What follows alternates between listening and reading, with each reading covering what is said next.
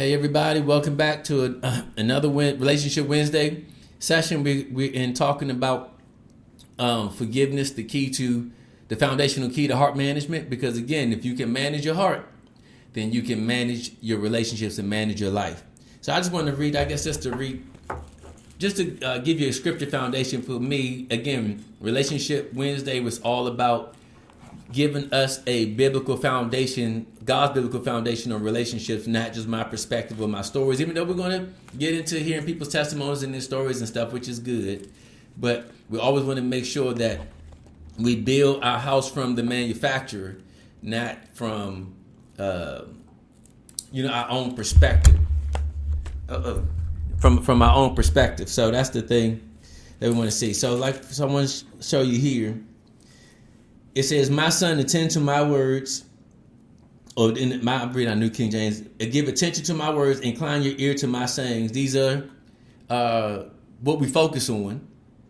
"Do not let them depart from your eyes. Keep them in the midst of your heart, for they are life to those who find them and health to all their flesh. Keep your heart with all diligence." See, that's a management. That's a management principle. Keep your heart like a garden. Keep your heart with all diligence, for out of it springs the issues of life.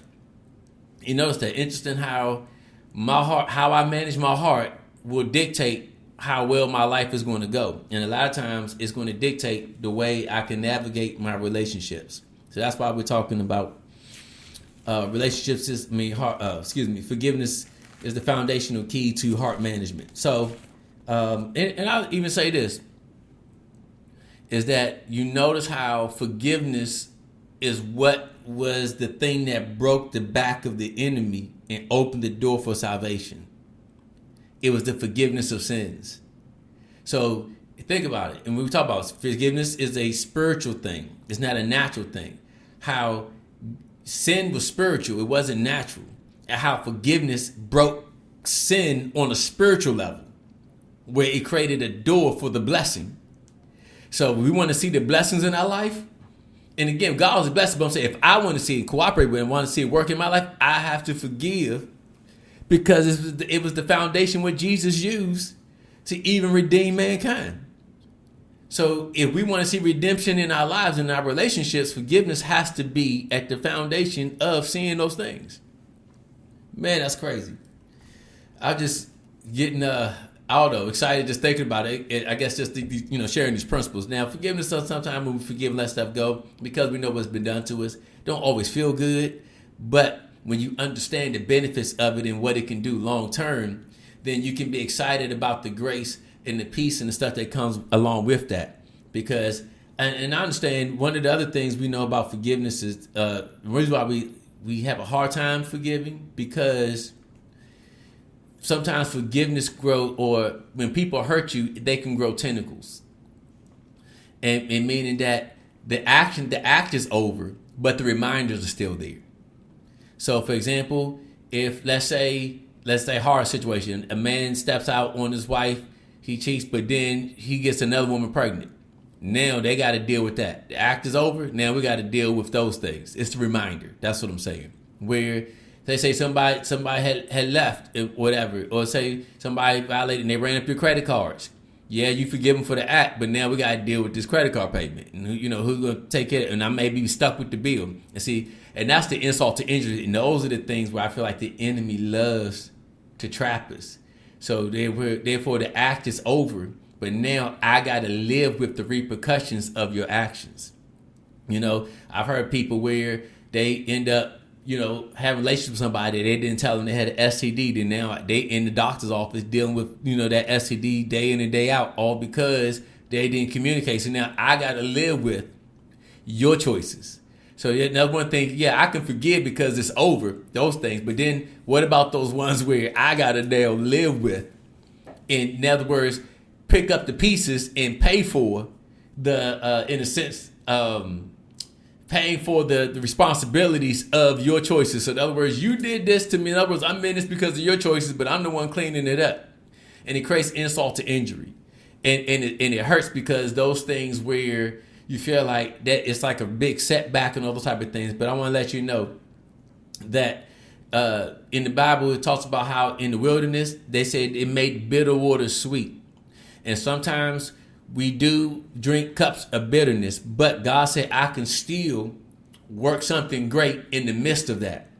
But again, we have to have the spiritual perspective to work through those things, because there's no way in this world we can work through these things when we believe that it's going to work on a natural level. Natural way is not going to work. I got to look at it through a spiritual lens and do it by faith in order to be able to work through the blowback of something like that. So, for example, let's say somebody a loved one passes away, but now, because they passed away, the income went away with it, and now we stuck here trying to pick up, pay the bills and find out, like, again, as children, parents died, so just dealing with all these type of things, all because of how things are moving and how things are working. So I just want to make sure that we're clear on how we just understand that I got to trust God in order to really learn how to let that stuff go. It's so vitally important. So anyway, so I'm going to go over here to Matthew chapter 18 and really begin to talk about these things and really figuring out how to, let these things go.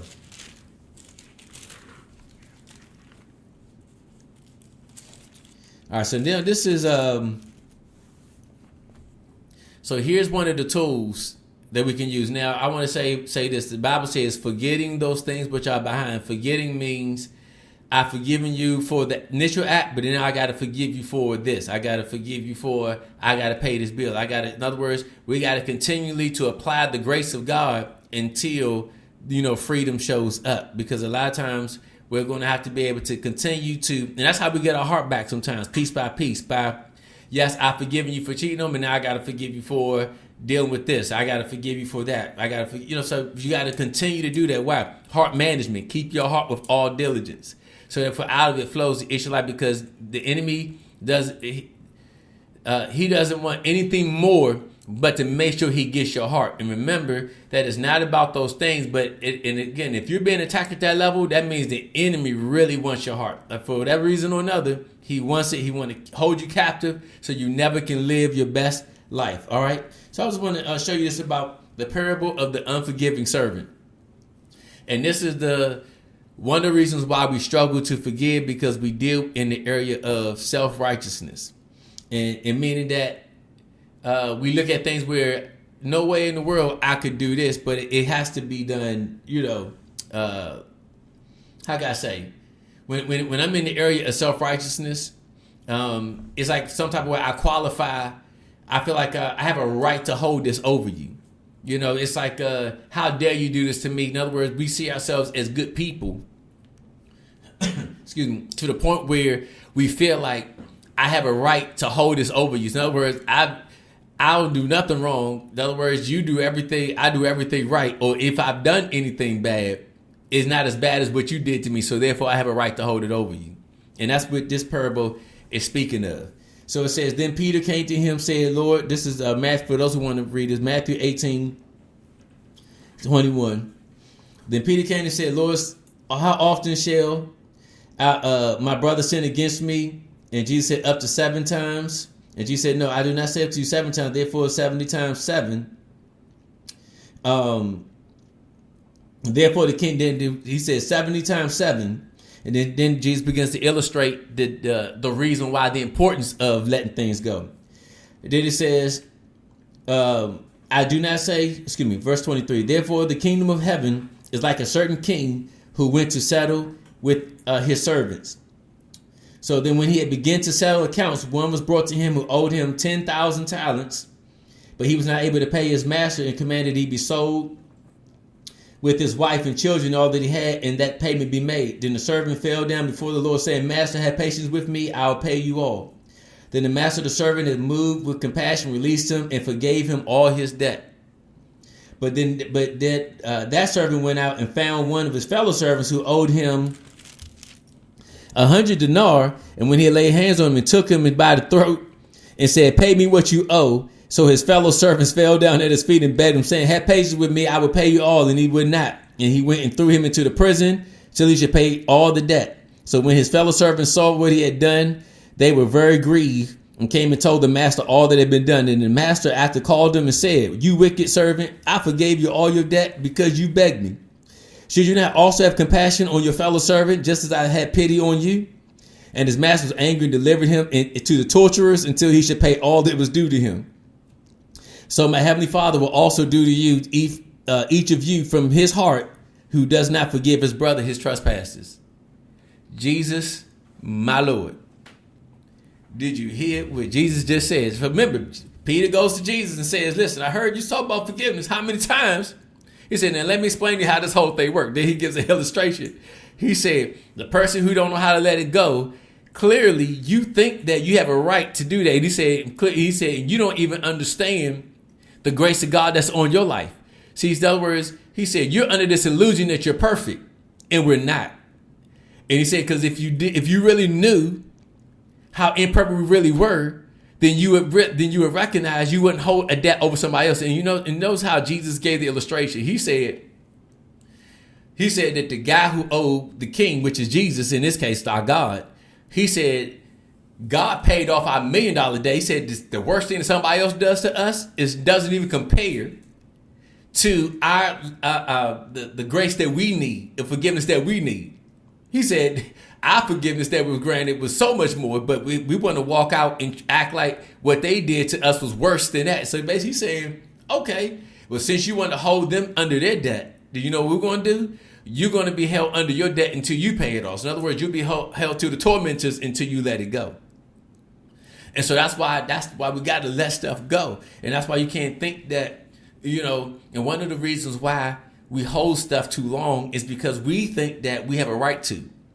Because somewhere in our mind, we feel like we did everything right. And God said we need to break that illusion. It's like that's what pride does. See, that's the nastiness of pride. See, pride, that's why the root of all unforgiveness is pride. Because pride gives me this idea, because the Bible calls it self-righteousness. That means I'm righteous by my works. I've done good by God's standards. Therefore, I have a right to hold people to standards they're not measuring up, because after all, I'm measuring up to God's standards. He's saying, who are you to think that you...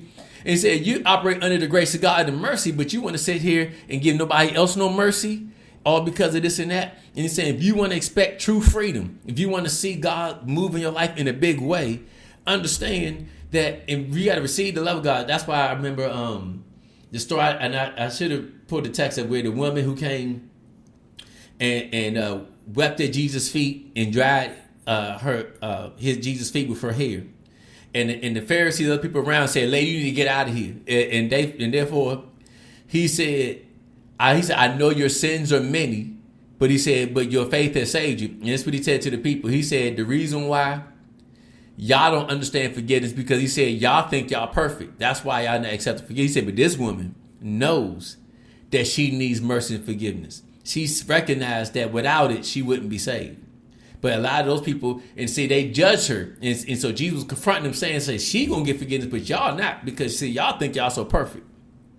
In other words, sometimes our self-righteousness can become our blinder, and it makes us feel like we have a right to not let it go. And you got to understand, the minute you realize that without the grace of God, you wouldn't be forgiven, the more you'll understand, okay, no matter what somebody's done to me, I got to let this go, because I know that whatever they've done, I wouldn't even have the capacity to even have the things I had without the goodness of God in the first place. But as long as you think you did something to achieve what you did, yes, you're gonna hold stuff over people. You're gonna hold it, and basically say, wherever you hold that unforgiveness, your life be held captive, like that guy who was paralyzed. Dangerous stuff. So that's the reason why we have to understand. We have to make the decision. So now, when we're talking about forgiving and letting it go, so number one, and this is one thing I learned, and I learned this when I was in healing school with my mother. So the first thing you do is, if you say, I'm just having a hard time letting this stuff go, that person did that, whatever. Okay, so here's the antidote to forgiveness. Number one is, Father, I receive and I thank you for the forgiveness you granted for me. I don't have a right to hold it, because you set me free. So in other words, I'm letting the love of God minister to me first, because we love him, and we love our brothers, and we love him because he first loved us. In other words, I'm now receiving the love of God as number one, and I'm understanding that I wouldn't have everything I have because of the grace of God. If it wasn't for you, I wouldn't have what I have. So basically, that's number one. Then number two is you can say, Lord, I understand that the enemy is at work here. I know he wanted to use this person to get my heart. And I just thank you that the enemy will not have victory here, because I know that this is not ultimately, yes, I know they may have done it, but I just know the enemy is trying to use their weakness or their issue to basically try to take my heart captive. That's number two. That's another thing you can do, is to now resist the devil and take authority by walking in the spirit. You should not fulfill the lust of the flesh. Basically recognizing that the enemy wants that. And then number three is, now as I begin to walk through letting stuff go, you pray for your brother. Pray for those despitefully use you. And I remember this is what I learned in healing school. They say what happens is this. Your heart will eventually let it go as you pray for them. So in other words, the more you speak ill of them, in other words, it keeps your heart trapped. But the more you speak good and blessings over them, it's like your heart will naturally start having a love for them, like a supernatural love. Like, Lord, bless them. Lord, let your kindness be good to them. Why you do that? When you do that, it releases your heart of all of that stuff. I don't even understand. It's like as you sow a seed of love, it's like you get your heart receives healing in that same space. So it's like you pray for those. So in other words, Lord, bless them. Let them see your love. Let them see walking and see your kindness and all those type of things. Pray for those who despitefully use you. It's a principle, and I remember that's one of the healing school instructors shared that. One of the ways you get your heart back, because sometimes when people done stuff to you, your heart's wounded, your soul gets cut, it gets tagged. So you, in a sense, it's bleeding and internally bruising. That's what So that's what God says. Sow a seed of love through prayer. Then it's like God uses that seed to come in and heal that spot that where maybe that situation tagged. And so that's what you do. And then eventually, it's like you start getting your heart back. So when you say forget those things, and I got to now forgive you at this angle, I'm gonna pray and speak life and say, Lord, okay, I thank you that I know that this situation happened, but I pray that thank you for victory over this, and I thank you for victory over that. In other words, you got to continually, take your heart back. Sometimes step by step by just praying those things out and speaking well of those things. And then somebody may say, well, I can't do that. That's why you got to do step one. If you do step one, you better do step three. Step one is, Father, I receive your love. I will have it. So in other words, you're praying out of the love of God, not out of your own strength and you trying to work something up. Because then now, and it says, and then as you do that, then the grace of God, the mercy of God the peace of God should keep your heart and mind. Why? Because whatever things are lovely, just, pure, praiseworthy, think on these things, which means that you can't think on good things if you think about all the bad stuff they're doing to you. But if you start thinking and speaking good and keep your mind on good things out of it, then the God of peace will keep your heart and mind. There's a healing in there, and there's a thing that God uses to help elevate you and take you to the next level. So understanding that if I want to see natural, things, my relationships move in the right direction, because understand sometimes things happen. Sometimes if you want to see healing in the relationship you're in, forgiveness has to be there.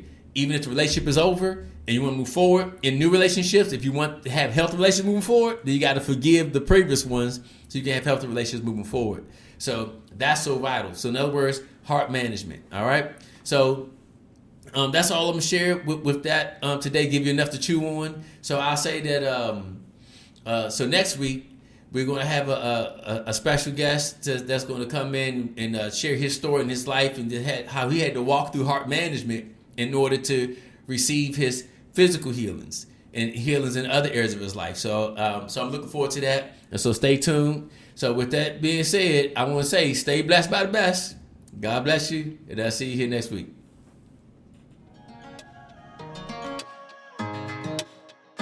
Thank you for joining Pastor Wayne Powell Sr. for this edition of Relationship Wednesday.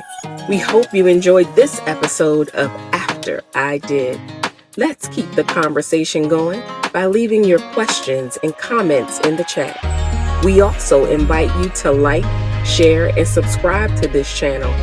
And don't forget to click the notification bell so you are reminded to join us next Wednesday as Pastor Wayne continues this discussion of After I Did.